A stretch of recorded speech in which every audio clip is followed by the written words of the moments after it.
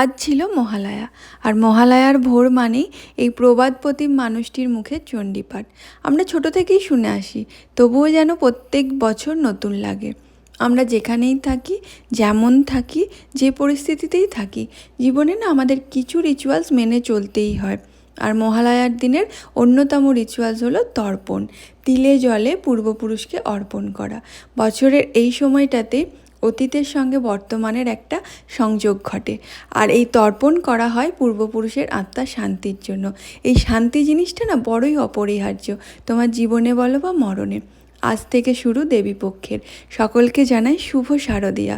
সবাই খুব ভালো থেকো, সুস্থ থেকো, সাবধানে থেকো, আর অবশ্যই সতর্ক থেকো। বর্তমান পরিস্থিতিতে